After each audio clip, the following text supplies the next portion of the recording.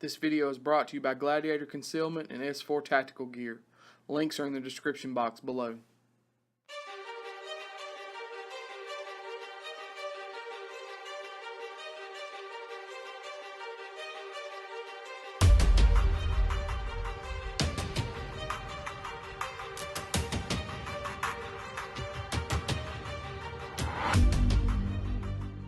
What's up, guys? It's Michael and Kyle with AKM Tactical. We appreciate y'all watching. We want to take a few minutes today and talk to you guys about tourniquets.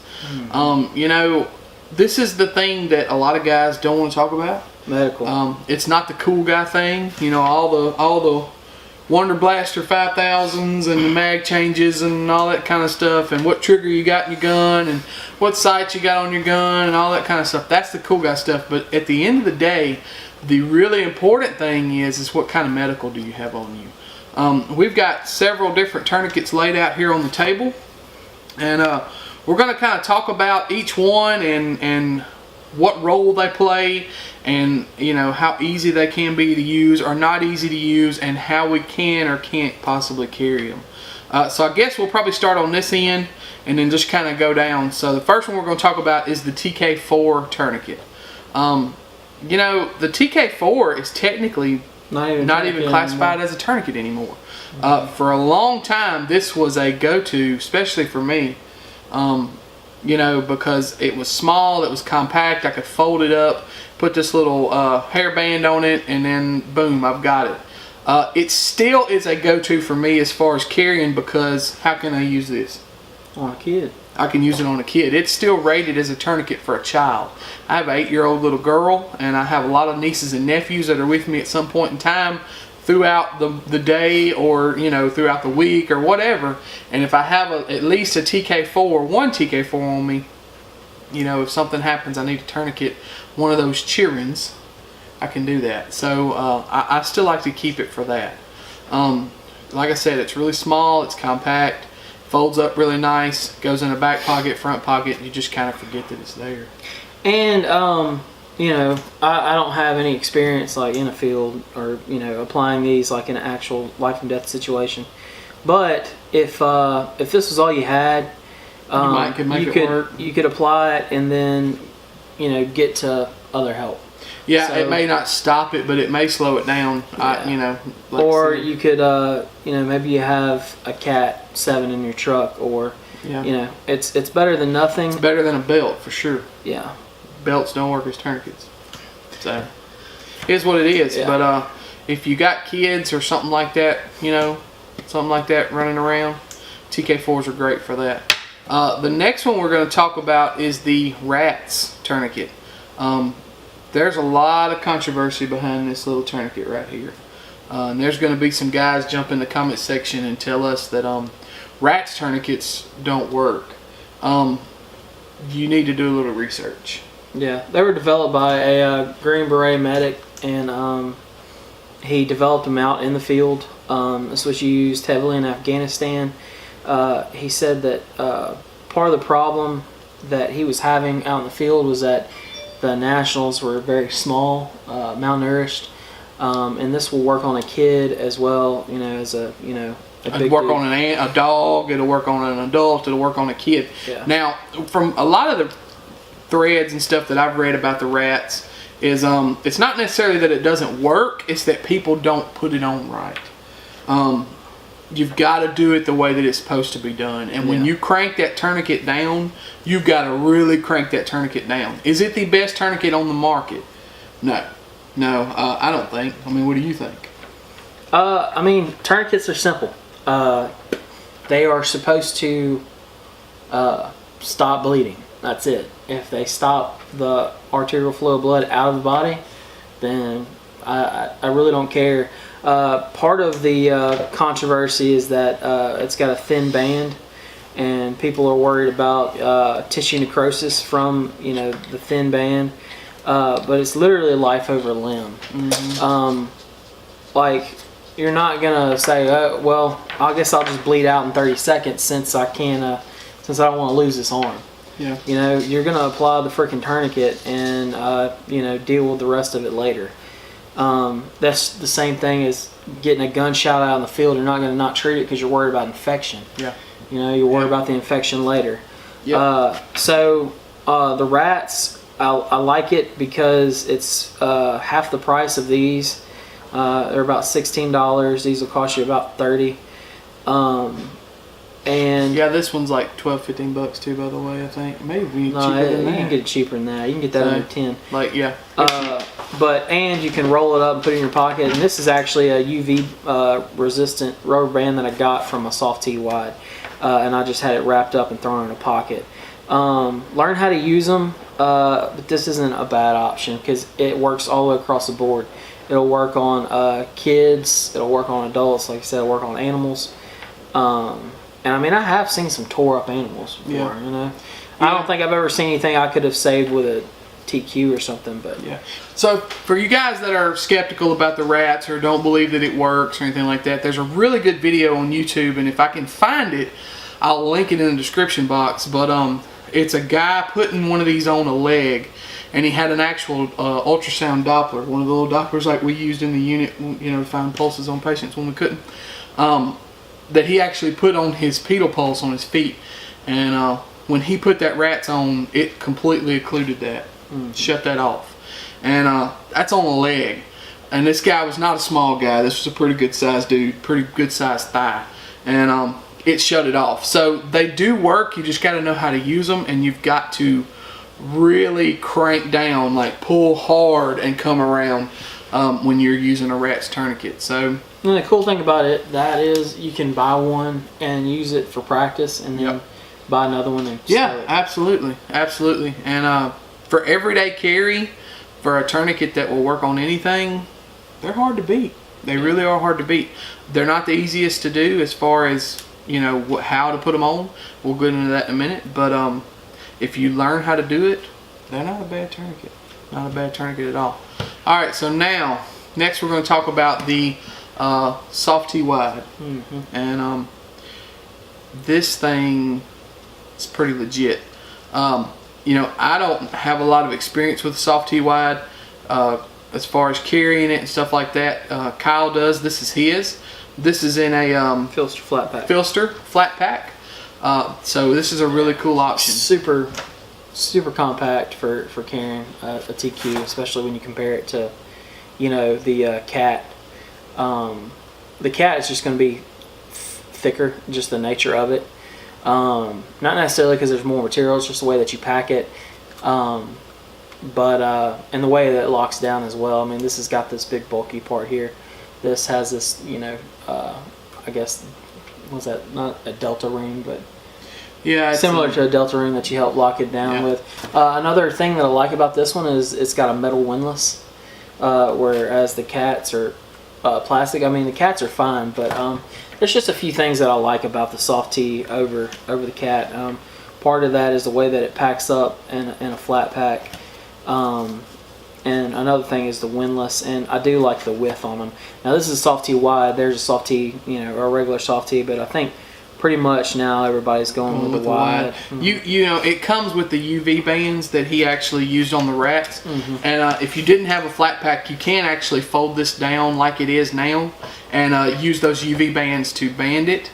And you honestly, you could put that in a front pocket.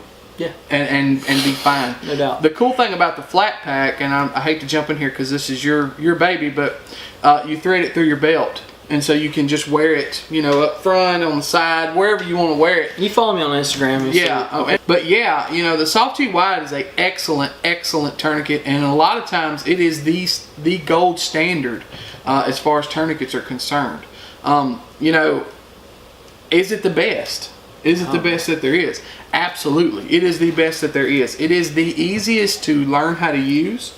There is no real mistakes with it. It's not like I can't tighten this down enough.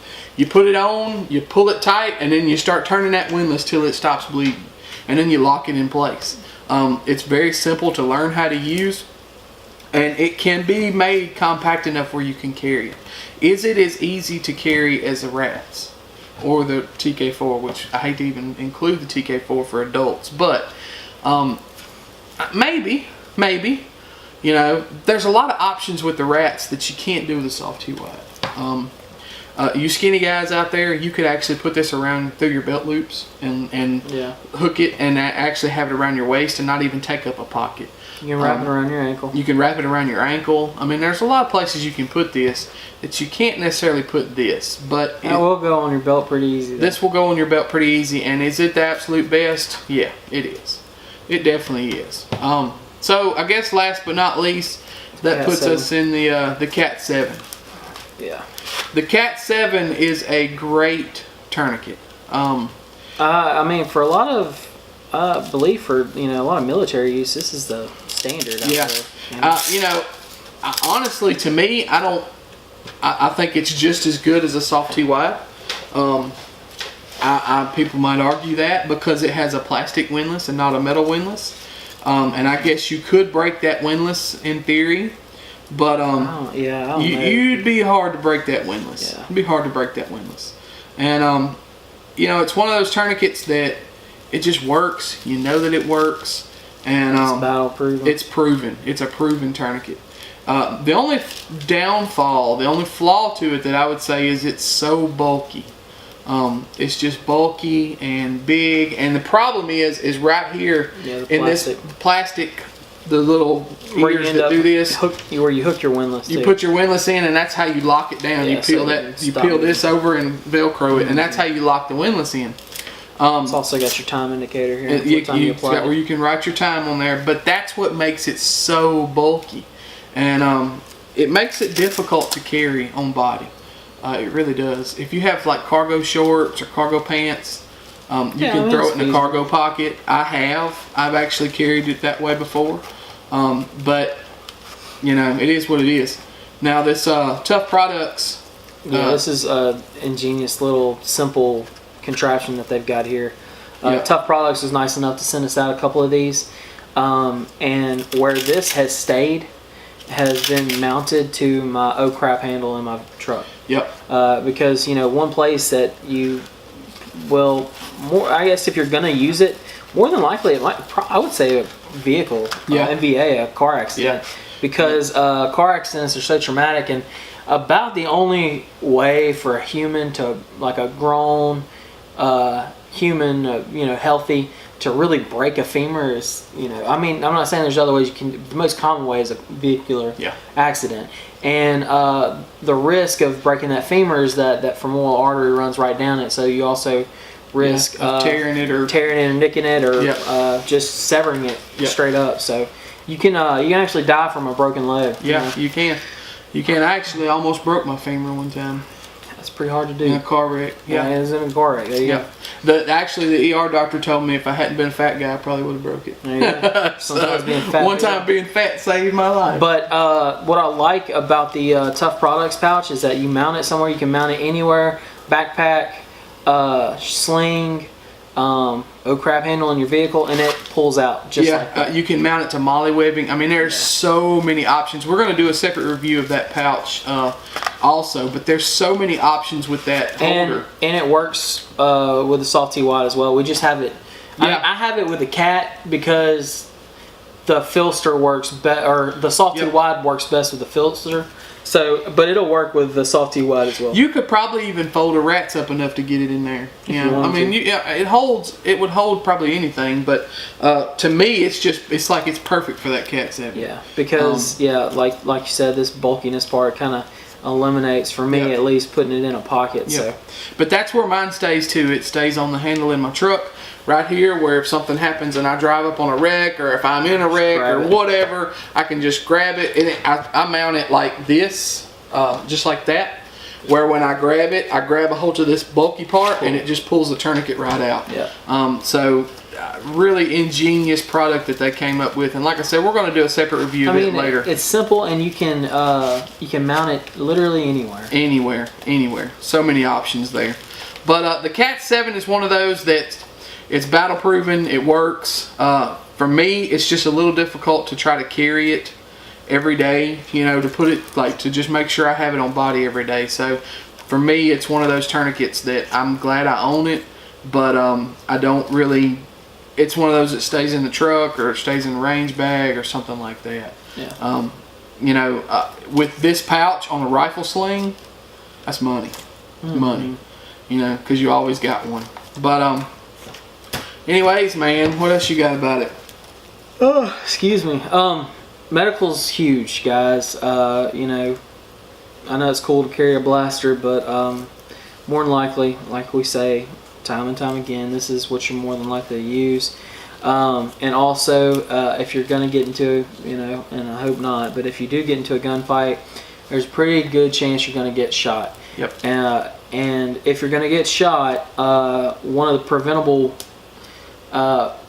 preventable ways you could die, and when I say preventable, I mean you could have stopped it, is through bleeding out. Yeah, I watched some videos recently with some of the guys that helped develop TCCC, which is how the military takes care of their casualties on the battlefield.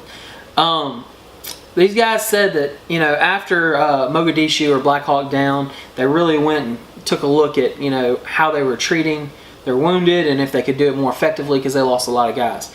Sometimes innovation follows, you know, wartime because of the necessity. And they figured just by the implementation of tourniquets alone, and I don't know if that includes chest seals or not, but I believe just tourniquets alone, they were able to decrease their mortality rate by 80%. That is huge, guys. So if you're going to get in a gunfight, which we hope you don't, but if you do happen to get in a gunfight, there's a good chance that you're going to get shot as well. And if you don't want to die, or you want to decrease your chances of dying, then you should carry one of these, because this can prevent death. This can stop preventable death after you know, after a gunfight. This chest seal gauze, you know, in an airway. Well, you know, we worry so much about our health. Well, some people do. But we do believe. We do worry about our health. But we go to the doctor for a cough. We go to the doctor because our ear hurts. We go to the doctor because our eye hurts or whatever. Whatever's going on, our nose is running. We carry our kids to the doctor for piddly little things because we worry about our health, right? But we won't carry a tourniquet. I mean, the chances of you using a tourniquet is so much more than you ever using your gun that it's crazy not to. I mean, why wouldn't you carry some kind of tourniquet that can help you? You know, it might not be a gunshot. It might be you're out working on your deer lease and you're taking a machete and you're chopping brush and the machete slip and you cut your arm right here, or you cut your leg, or whatever. I mean, it could be anything. Yeah, people that work in the woods, especially, you know, they could definitely. I mean, anything. You could be moving furniture in your house, slip and fall where it hits just right, and you cut your arm on something or whatever. I mean, my cousin one time hit so hard coming out of a boat or going into a boat or something that he literally punctured a hole this big around in the bottom of his foot. Like, I mean, there's accidents that happen all the time. And a tourniquet can possibly save your life from those accidents. Yeah. It's not just about gunshots. It's not just about what we're going to get when we get in the fight. Carry a tourniquet to save yourself or somebody else. Yeah. You know, the thing is, it's preventable, guys. If you know, like Steve Irwin got stabbed in the freaking heart by you know, a stingray. That's not preventable death. Like, that was inevitable death. Did you know that actually, though, if he hadn't have pulled that stinger out, he would have lived? Possibly. It's very possible he would have lived. I'm telling you, as a CVI nurse, that would have been rough. Like, going and fixing all that. But, you know, you get shot. If somebody explodes your aorta, you're going to die. Okay? Yep. But if they sever your brachial artery, you may not have to die. Yep. You could lose that arm, or they could even repair it. Yep. But in, you know, 30 seconds to 2 minutes, you know, you'll be checking out if you don't have one of these. Think about the scenarios that have happened in the world around you. The people that have gotten hurt. The things that's happened to folks. Look at the Las Vegas shooting. What in the world would, at the Jason Aldean concert, I don't know if it was just Jason Aldean, but he was the one on stage. At that concert, what did a gun do that you'd have had on your person? What could it have done? Yeah, not much. Nothing. This guy was way off up in some high-rise building. You couldn't have pulled your Glock out and shot him in the face. That wouldn't have happened. But if you'd have had a bunch of tourniquets on you, you may could have saved some lives. And actually, tourniquets were used in that shooting. And some folks lived. Yeah. So. You know, so think about that. Think about what's going on in the world around you. It's not just about, you know, gunfights and bullet wounds and all that kind of stuff. There's all kind of things that happen to people every day that they get cut in some way that a tourniquet could have stopped the blood. And guys, as armed citizens, we have greatly benefited from the war in Iraq and Afghanistan. And I mean that with all due respect to our veterans out there and people that have served. Yep, absolutely. But and let me explain that. You know, need drives innovation sometimes, and because of, you know, what's been going on over there, they've had to, you know, come up with better ways to, you know, these roadside bombs, these IEDs are awful. They're god awful. People get their legs blown off, and then, you know, but even though they've got their legs blown off, they can still save their life if they can, you know, stop that bleeding. So as armed citizens, we can benefit from some of the innovation that is, you know, taking place in the military, and too, we see it on our rifles and, you know, our optics and all kinds of things. But what we're saying, guys, is take advantage of that and get some training first, and then, just buy you a tourniquet first, and then get some training. That way, at least you'll have it if that way somebody knows how to use it. Yeah. This guy that developed this, he's also Blue Force gear, right? Does Blue Force gear stuff? Maybe. But anyways, he was telling I think it was John Lovell that like he sends his kid with a Blue Force gear basic trauma pack, and his kid's like 7. He sends him to school with it. That way, if something happens, the kid can just be like, here. Yeah, you know? I've got this. Just carry a medical, guys, and if you're not going to carry anything else, carry a tourniquet. $17. Mm-hmm. And they even had a nice little holder for like, I think it was like $19 total. Yeah. Like, yeah, I mean, he's made this affordable. This setup with a Filster flat pack will cost you probably $50 or so. This setup will probably cost you in the neighborhood of that as well. TK4 is $10. Yeah, $10. Give or take. Like, just get something. If you carried those 2 tourniquets right there, you'd probably be in good shape, because you got something for your kid, you got something for yourself. Or if you just carried one, you got something for somebody. But you know, it's kind of like Kyle has said to me. Think about who's in your party and who's going to be around. Mm-hmm. And what if you got a tourniquet, everybody? Yeah. Or what if you got a TQ 2 limbs? Or what if you got 2 limbs, you got a TQ? So just think about this stuff, guys. This stuff's important. This is going to save your life faster than that firearm will.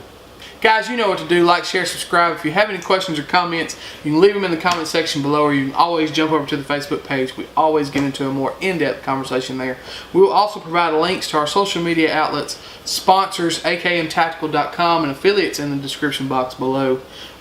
Get you a tourniquet. We appreciate y'all watching. Y'all be safe.